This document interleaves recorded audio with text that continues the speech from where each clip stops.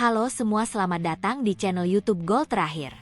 Kali ini kami akan membagikan kumpulan berita Timnas Indonesia terbaru hari ini, di antaranya sebagai berikut. Bikin bangga. Disorot 5 negara, begini kata netizen global usai tiket Timnas versus Cina ludes hanya dalam beberapa jam, tim Asia yang layak di Piala Dunia. Inilah 5 negara yang ogah terima undangan Timnas Indonesia untuk uji coba pada FIFA Matchday September 2025. Takut dikalahkan atau gengsi kalah nama? Resmi comeback ke Timnas Indonesia untuk hadapi Cina dan Jepang? Inilah 10 keunggulan Stefano Lillipali yang jarang diketahui publik. Yuk simak ulasan terlengkapnya sebagai berikut. Tapi sebelum itu jangan lupa subscribe, agar kalian tidak ketinggalan informasi terbaru seputar Timnas Indonesia setiap harinya.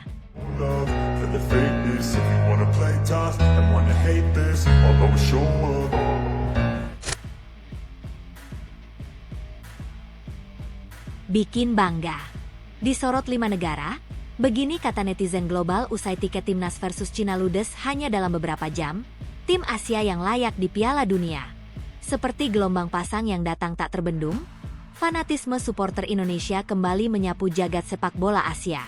Tiket laga krusial antara Timnas Indonesia versus Cina dalam lanjutan putaran ketiga kualifikasi Piala Dunia 2026 zona Asia resmi, dinyatakan habis terjual hanya dalam waktu 5 jam. Sebuah catatan luar biasa yang tidak hanya mencengangkan Asia Tenggara, tetapi juga mengguncang 5 negara besar, Jepang, Korea Selatan, Australia, Arab Saudi, dan bahkan Brasil. Bukan hanya media lokal, namun gelombang reaksi ini menjalar hingga ke forum-forum global, mengundang decak kagum dan pernyataan mengejutkan dari netizen dunia. Sebuah kesimpulan pun mengapung dari berbagai penjuru, inilah tim Asia yang layak tampil di Piala Dunia. Fenomena ini bermula dari pengumuman resmi PSSI di hari Minggu pagi, 18 Mei 2025. Tiket laga Indonesia versus Cina yang dijadwalkan digelar di Stadion Utama Gelora Bung Karno pada 5 Juni 2025 langsung diserbu publik. Dalam tempo kurang dari setengah hari, lebih dari 70.000 kursi ludes dibeli para pencinta Garuda. Bahkan di platform penjualan, ribuan orang melaporkan kegagalan mengakses situs karena antrean digital yang membludak. Fenomena ini langsung memicu liputan eksklusif dari berbagai media asing, termasuk The Japan Times, Chosun Ilbo dari Korea Selatan, SBS Australia, Al Riyadiyah dari Arab Saudi, dan secara mengejutkan juga muncul di kolom olahraga O Globo, media ternama Brasil. Yang membuat momen ini kian luar biasa adalah betapa seluruh mata kini menoleh ke Indonesia bukan karena prestasi teknis semata, tetapi karena satu elemen penting yang membuat sepak bola hidup, supporter.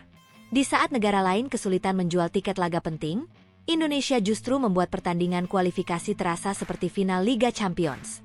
Tulis SBS Australia dalam kolom editorialnya. Pujian serupa datang dari jurnalis olahraga Jepang, Taro Watanabe, yang menyebut bahwa atmosfer dan gairah publik Indonesia adalah kekuatan tersembunyi Asia. Jika FIFA mencari basis supporter yang nyata, bukan yang digerakkan oleh sponsor atau kapital semata, maka mereka harus melihat Indonesia, tulisnya dalam The Japan Times. Laga melawan Cina akan menjadi lebih dari sekadar pertandingan. Itu akan menjadi pertunjukan sebuah bangsa. Media Korea Selatan bahkan menyandingkan loyalitas supporter Indonesia dengan K-pop fandom. Keduanya punya kesamaan, antusiasme, dedikasi, dan kesetiaan. Jika stadion sepak bola adalah panggung, maka Indonesia adalah soulnya dunia sepak bola. Tulis Chosun Ilbo dalam artikel viral mereka yang berjudul Garuda Fever, Asia's Most Passionate Fanbase. Namun tak hanya media. Netizen dari berbagai negara juga ikut bersuara lantang di media sosial, khususnya di platform X, dulu Twitter, Reddit, hingga TikTok. Di Reddit, postingan tentang penjualan tiket laga Indonesia versus Cina masuk ke kolom trending di subreddit Air Soccer. Seorang pengguna dari Inggris bahkan menulis, "Saya berharap Inggris punya fanbase yang sefanatik ini untuk laga kualifikasi. Kita harus belajar dari Indonesia." Komentar lain datang dari akun pengguna Brasil, "Orang-orang ini benar-benar gila untuk sepak bola. Saya tidak kaget jika suatu hari mereka menyingkirkan tim besar di Piala Dunia." Kata kunci, Indonesia World Cup, pun sempat trending di beberapa negara Asia. Dan semua bermuara pada satu narasi besar, bahwa Indonesia kini telah menjelma menjadi wajah baru sepak bola Asia Tenggara. Gairah yang dipancarkan rakyatnya, energi dari supporter, serta perkembangan pesat timnas di bawah kendali Patrick Kluivert membuat netizen dunia menyuarakan harapan agar FIFA memberi perhatian lebih terhadap negeri Garuda. Sementara itu, PSSI melalui Arya Sinulinga menegaskan bahwa ini baru tahap pertama penjualan. Tiket tahap kedua akan dibuka dalam waktu dekat. Namun kami perkirakan tidak akan bertahan lama, ujar Arya. Kita tidak sedang menjual konser global, ini laga kualifikasi. Tapi respons publik seperti kita menjual tiket final Piala Dunia. Lebih jauh, PSSI bahkan mengabarkan bahwa ada permintaan luar biasa dari diaspora Indonesia di luar negeri untuk bisa menyaksikan laga tandang timnas di Jepang. Fenomena ini disebut-sebut sebagai yang terbesar dalam sejarah dukungan diaspora terhadap tim nasional. Cristiano Ronaldo pun ikut mengomentari. Dalam wawancara yang dikutip media Italia dan Portugal, ia menyebut, Indonesia itu gila bola. Ketika tiket habis dalam hitungan jam, bahkan sebelum matahari tinggi, itu adalah cermin kecintaan sejati. Saya harap FIFA tidak buta terhadap potensi ini. Ronaldo juga menyebut bahwa jika Asia Tenggara ingin menggelar Piala Dunia, maka Indonesia harus berada di garis depan.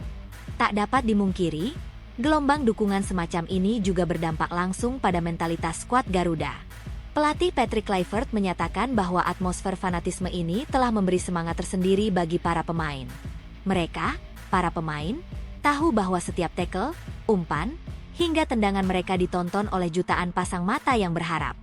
Itu bukan tekanan, itu kehormatan, ujar Kluivert setibanya di Jakarta jelang TC Timnas Indonesia. Kehebohan ini juga menjalar ke dunia ekonomi. Diketahui bahwa dalam sehari setelah tiket habis, penjualan jersey Timnas Indonesia naik drastis hingga 300% di platform daring. UMKM di sekitar Senayan pun bersiap menggandakan stok mereka menjelang laga, menciptakan efek domino ekonomi yang masif.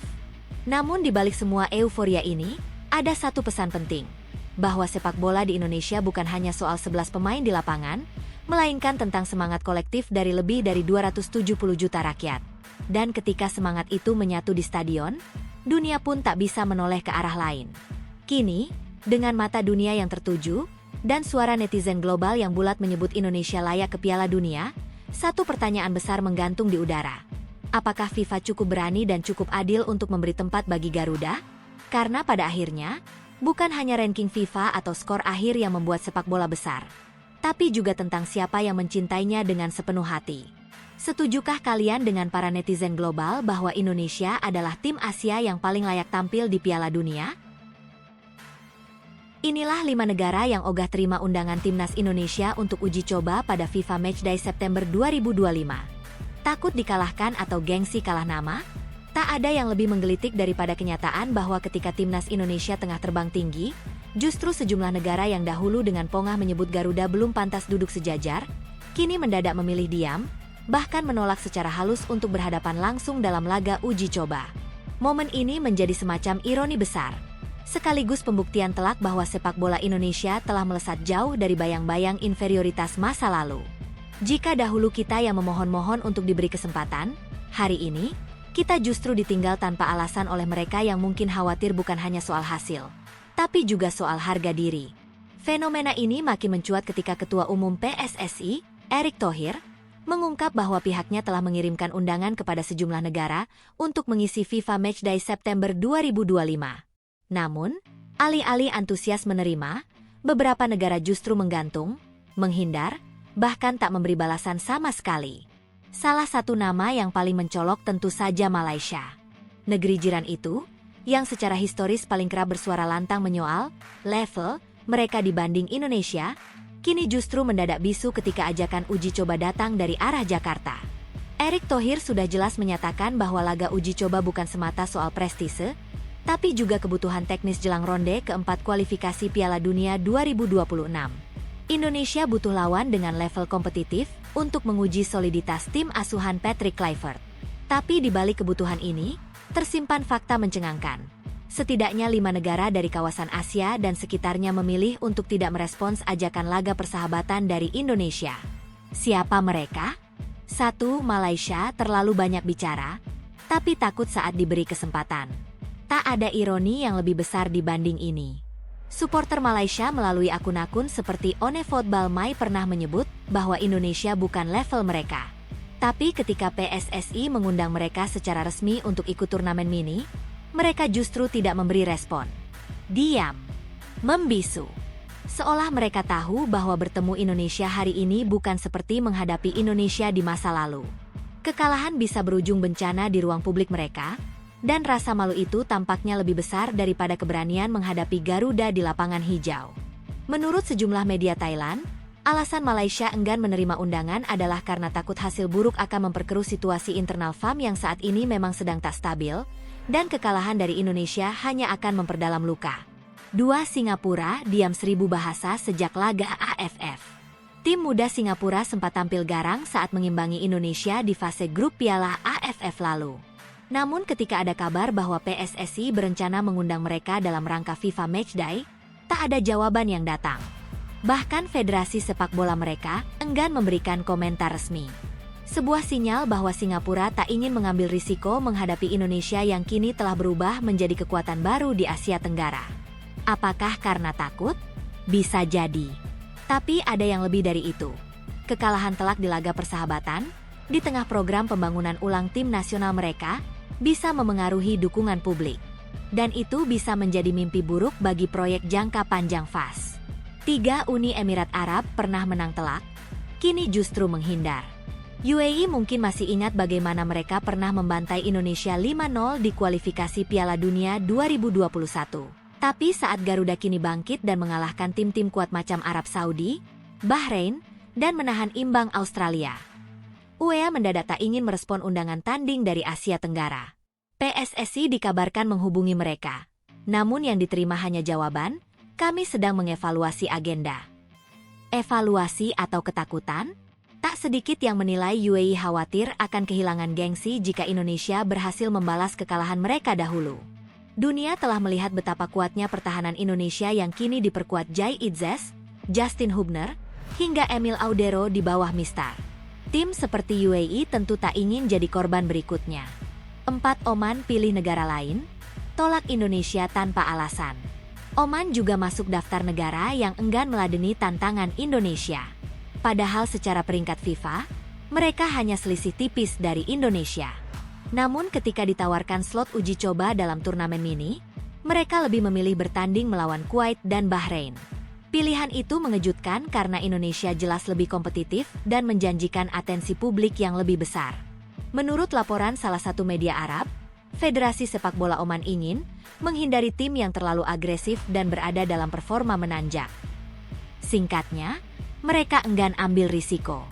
Mereka takut Indonesia tampil terlalu kuat, dan hasil buruk bisa berdampak pada reputasi. 5. Qatar tuan rumah Piala Dunia, tapi tak mau jajal tim Asia Tenggara yang tengah melejit. Sebagai negara tuan rumah Piala Dunia 2022, Qatar sempat dikaitkan dengan Indonesia dalam wacana uji coba elit. Tapi tak ada satupun langkah konkret dari Asosiasi Sepak Bola Qatar untuk menindaklanjuti komunikasi awal. Qatar, yang kini sedang membangun ulang generasi baru setelah era Al-Moez Ali, sepertinya masih berhitung soal citra. Berhadapan dengan Indonesia yang kini penuh semangat, dengan pelatih kelas dunia dan pemain-pemain naturalisasi yang tengah panas, bukan hal yang dianggap aman bagi Qatar. Mereka tahu betul, kalah dari tim Asia Tenggara bisa mencoreng status mereka sebagai elit Asia. Semua ini memperlihatkan betapa Indonesia kini telah mencapai titik baru dalam perjalanannya sebagai kekuatan sepak bola. Dahulu kita mungkin dipandang sebelah mata. Tapi hari ini, bahkan untuk sekadar menjawab undangan, beberapa negara harus berpikir panjang. Mereka menimbang bukan hanya kualitas teknis, tapi juga dampak publikasi, media sosial, dan tentu saja gengsi. Patrick Kluivert pernah menyebut, ketika tim ini menyatu, tidak banyak tim Asia yang berani bermain terbuka melawan kami. Ucapan itu kini terbukti. Ketika daftar negara yang enggan meladeni tantangan Indonesia makin panjang, satu kesimpulan pun menguat, Indonesia bukan lagi tim kecil yang bisa dianggap remeh. Kini kita yang menentukan siapa yang pantas menjadi lawan, bukan sebaliknya. Setujukah kalian bahwa ini saatnya Indonesia hanya memilih lawan yang berani dan layak? Karena Garuda bukan lagi sekadar undangan, tapi magnet yang ditakuti di Asia. Resmi comeback ke timnas Indonesia untuk hadapi Cina dan Jepang? Inilah 10 keunggulan Stefano Lillipali yang jarang diketahui publik. Ada aroma nostalgia yang menyeruak di antara gegap gempita persiapan timnas Indonesia menyambut 2 laga krusial babak ketiga kualifikasi Piala Dunia 2026. Ketika daftar pemain dipanggil Patrick Kluivert diumumkan ke publik, satu nama sontak menggetarkan ruang-ruang diskusi para pecinta sepak bola tanah air, Stefano Lillipali. Pria kelahiran Arnhem, Belanda, itu kembali mengenakan seragam merah putih yang pernah ia perjuangkan dengan sepenuh hati. Dan kini, untuk kesekian kalinya, ia datang bukan hanya membawa pengalaman, tapi juga api perjuangan yang tak pernah padam. Vano, sapaan akrabnya, resmi dipanggil masuk ke dalam skuad Garuda untuk menjalani pemusatan latihan, TC, di Bali mulai 26 Mei 2025. Agenda itu bukan sembarang latihan, melainkan gerbang menuju 2 pertarungan hidup dan mati. Kontra Cina pada 5 Juni 2025 di Jakarta, dan laga tandang berat melawan Jepang 5 hari berselang. 2 pertandingan ini menjadi titik tolak penting bagi Jai Itzes dan kawan-kawan untuk menjaga asa tampil di Piala Dunia 2026. Maka dari itu, pemanggilan Vano bukan sekadar romantisme, tapi strategi nyata dari Kluivert yang sadar bahwa di balik usia Vano yang sudah 35 tahun, tersimpan sesuatu yang tak bisa didapat dari statistik semata. Stefano Lillipali bukanlah pemain sembarangan. Ia dinaturalisasi menjadi WNI sejak 2011 dan mencatat debut pada 14 Agustus 2013 saat Indonesia mengalahkan Filipina 2-0. Sejak saat itu, ia telah menjadi bagian penting dari berbagai babak perjalanan timnas, termasuk ketika tim ini berjuang keras di Piala AFF dan laga-laga uji coba internasional. Meski beberapa waktu lalu sempat tidak mendapat panggilan, kini ia kembali saat timnas benar-benar butuh pemain yang bukan hanya matang secara teknis, tapi juga emosional dan spiritual. Dalam perjalanan karirnya di BRI Liga 1 musim 2024-2025 bersama Borneo FC, Vano tampil dalam 23 pertandingan dengan torehan 5 gol dan 4 assist. Statistik itu boleh jadi tak terlalu mencolok di atas kertas. Namun yang tidak semua orang tahu, kontribusi Vano lebih dari sekadar angka. Berikut adalah 10 keunggulan utama Stefano Lillipali yang jarang diketahui publik, dan membuatnya layak kembali jadi senjata rahasia timnas Indonesia saat menghadapi raksasa Asia, Cina dan Jepang. 1. Kecepatan dan dribbling yang masih tajam di usia 35 tahun. Vano adalah bukti hidup bahwa usia hanyalah angka. Di saat banyak pemain seusianya mulai melambat, ia tetap menjadi pemain yang gesit dan mampu menyisir sisi lapangan dengan kecepatan impresif. Kemampuannya menggiring bola dan mengecoh lawan masih menjadi senjata utama yang bisa membuka ruang dari sisi lapangan. Sebuah keunggulan yang sangat dibutuhkan ketika menghadapi tim seperti Cina dan Jepang yang memiliki pertahanan rapat. 2. Akurasi umpan yang konsisten. Dalam setiap pertandingan bersama Borneo FC, Vano kerap menjadi poros permainan. Ia memiliki akurasi umpan di atas rata-rata dan bisa menempatkan bola di ruang-ruang sempit. 4 assist yang ia ciptakan musim ini adalah hasil dari mata elangnya dalam melihat celah dan kaki yang tahu persis di mana bola harus mendarat. 3. Visi bermain tajam dan penuh kalkulasi. Bermain di posisi gelandang serang, Vano bukan hanya mengandalkan kecepatan, tapi juga kecerdasannya dalam membaca arah permainan. Ia tahu kapan harus menekan, kapan harus bertahan, dan kapan harus menciptakan celah. Visi bermain seperti ini sangat penting ketika menghadapi tim Asia Timur yang terkenal dengan organisasi permainan rapi dan transisi cepat. 4 jam terbang internasional dan Liga Belanda. Tak banyak yang menyadari bahwa Vano adalah salah satu pemain Indonesia dengan pengalaman terbaik di level Eropa. Ia pernah memperkuat klub-klub seperti FC Utrecht dan Almere City di Belanda. Itu memberinya bekal membaca permainan dengan pendekatan berbeda dari pemain lokal. Selain itu, jam terbangnya di Liga 1 sejak bersama Bali United hingga kini di Borneo FC membuatnya mengenal karakter permainan Asia Tenggara secara mendalam. 5 serbaguna di banyak posisi. Satu hal yang sangat disukai pelatih dari pemain seperti Lillipali adalah fleksibilitasnya. Ia bisa dimainkan sebagai winger kiri, winger kanan, atau bahkan sebagai false nine jika situasi menuntut. Kemampuan bermain di berbagai posisi ini memungkinkan Kluivert mengatur taktik secara dinamis tanpa harus melakukan pergantian pemain. 6 konsistensi yang langka. Stefano Lillipali adalah pemain yang tidak pernah jatuh terlalu dalam. Sejak tampil bersama Persija, kemudian gemilang di Bali United, hingga kini di Borneo FC, Ia selalu menjaga konsistensi permainan. Ia bukan tipe pemain yang bermain bagus sekali, lalu menghilang. Ia adalah sosok yang bisa diandalkan, kapanpun pelatih membutuhkannya. Selain 6 keunggulan teknis di atas, Vano juga memiliki 4 faktor X yang justru membuatnya semakin layak jadi bagian dari timnas Indonesia. 7. Produktivitas jangka panjang. Total 52 gol dan 51 assist di Liga 1 bukan angka yang bisa diabaikan. Ia bukan pemain yang hanya bersinar di satu musim, tapi terus produktif sepanjang karirnya di Indonesia. Ini membuktikan bahwa ia mampu mempertahankan performa dalam jangka panjang. Sebuah modal langka untuk seorang playmaker. 8. Kontribusi langsung pada momen krusial. Vano dikenal sebagai pemain yang sering muncul di momen penting.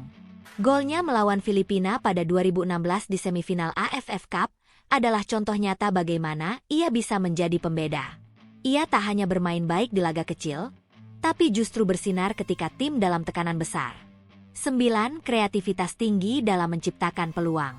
Sebagai pemain bertipe kreator, Vano tidak hanya fokus pada dirinya sendiri. Ia adalah tipe yang rela memberikan umpan emas daripada mengejar ketenaran lewat gol.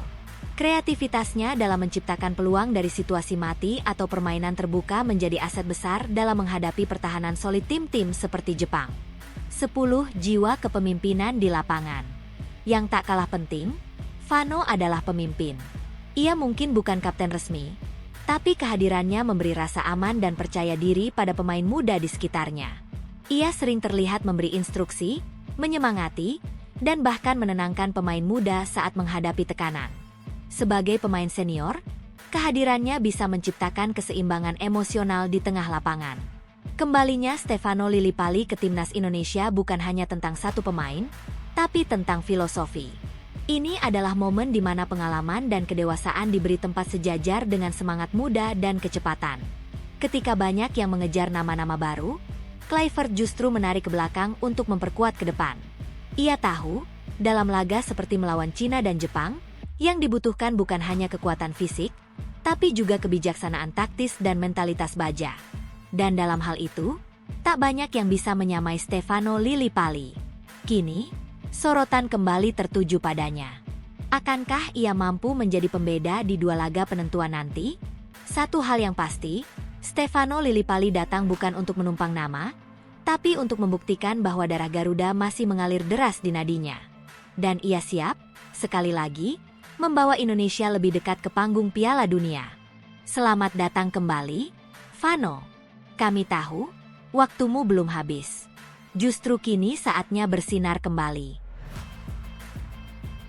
Mengejutkan, ex-pemain Denmark ini kritik penampilan Mads Hilgers di FC Twente sejak bela timnas Indonesia.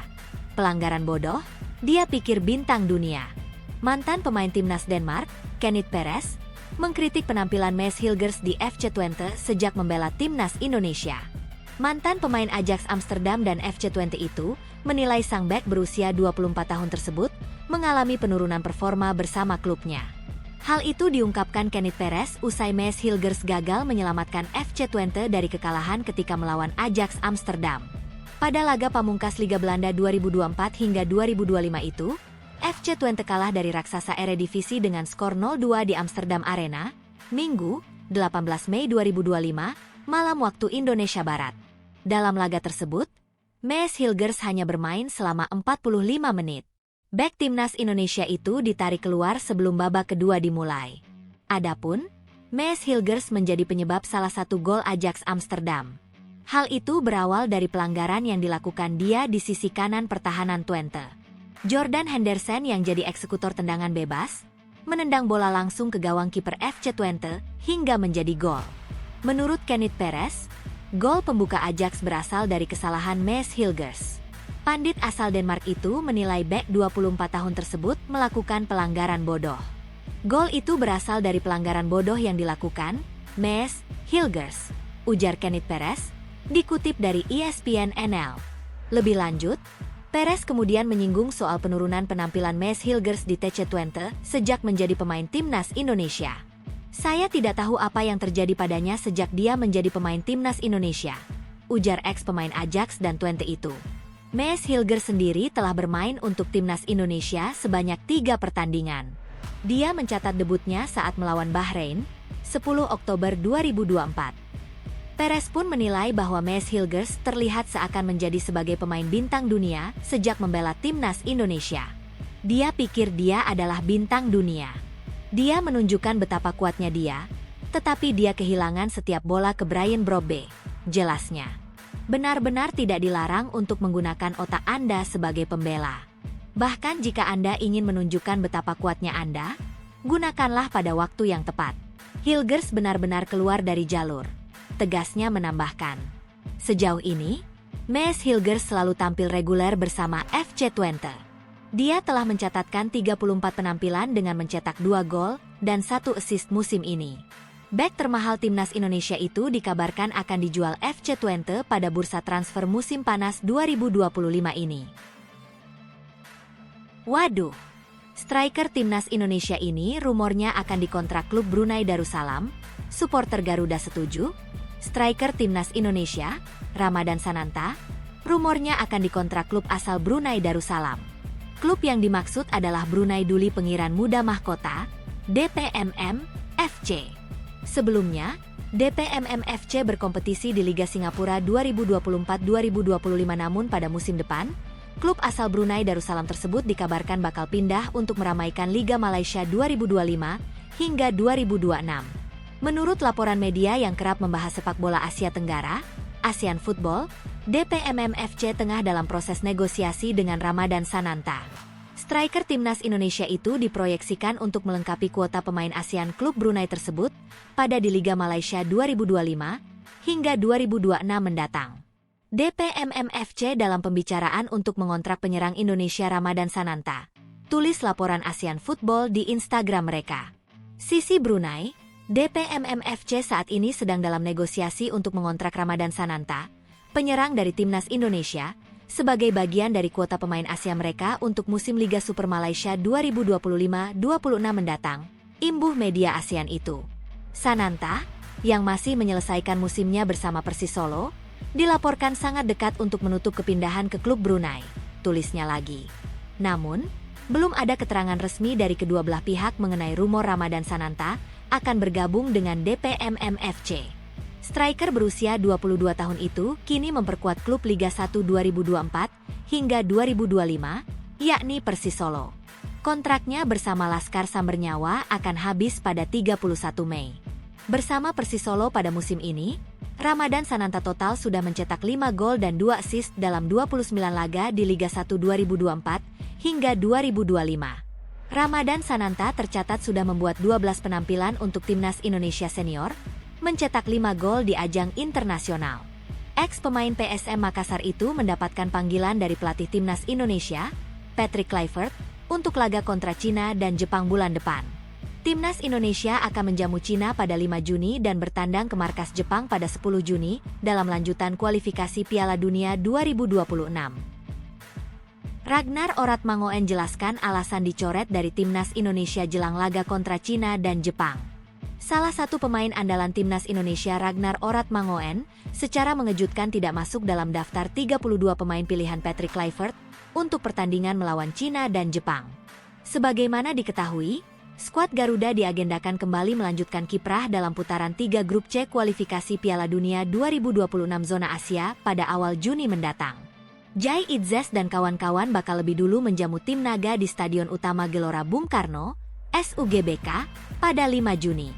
Setelahnya, timnas Indonesia akan partai tandang melawan Samurai Biru 5 hari berselang. Dua pertandingan tersebut bakal menjadi momen krusial sebab akan menentukan asa skuad Garuda melaju ke putaran final Piala Dunia tahun depan. Jika ingin lolos otomatis, anak-anak asuh Kluivert harus merebut posisi 2 agar bisa menemani Jepang yang telah lebih dulu memastikan tiket FIFA World Cup lantaran perolehan poinnya sudah tak terkejar di puncak klasemen. Namun apabila skenario itu sulit diwujudkan, timnas Indonesia bisa mencoba peruntungan lagi via kualifikasi putaran 4, dengan syarat finish di peringkat 3 atau 4 klasemen grup C. Sayangnya jelang memasuki partai krusial ini, Ragnar Oratmangoen dipastikan tidak akan bisa membantu tim nasional sebab namanya memang tak didaftarkan dalam susunan 32 penggawa untuk lanjutan kualifikasi Piala Dunia 2026. Bukan karena problem lain, sang pemain menyatakan sendiri bahwa dia sedang diganggu masalah cedera, sehingga harus merelakan partisipasinya dalam 2 laga terakhir skuad Garuda melawan Cina dan Jepang. Kepada para penggemar, akibat cedera, saya tidak akan bisa bergabung dengan tim Indonesia dalam 2 pertandingan di putaran ini, tulis Ragnar dalam unggahan di akun Instagram pribadinya pada Minggu, 18 Mei 2025. Tidak ada tempat yang lebih ingin saya datangi dibanding di lapangan agar bisa berjuang untuk Garuda. Namun, kesehatan harus saya dahulukan. Saya akan melakukan segala yang saya bisa musim panas ini supaya kembali bugar 100% saat mengawali musim depan. Untuk sekarang, semoga Timnas Indonesia sukses dan tetaplah yakin. Tandasnya. Sebelumnya, anggota Komite Eksekutif, EXCO, juga sempat buka suara memaparkan alasan nama Ragnar Oratmangoen dicoret dari 32 pemain Timnas Indonesia yang dipanggil untuk lanjutan kualifikasi Piala Dunia 2026. Penggawa FCV Dender itu sedang sakit, sehingga terpaksa absen dalam 2 pertandingan terakhir, sementara posisinya akan digantikan oleh pemain lain. Untuk diketahui, Timnas Indonesia saat ini menghuni peringkat 4 klasemen sementara grup C dengan perolehan 9 poin dari 8 pertandingan. Skuad Garuda cuma terpaut 1 angka dari Arab Saudi yang bertengger tepat di atasnya serta berselisih 4 poin dengan Australia di urutan 2.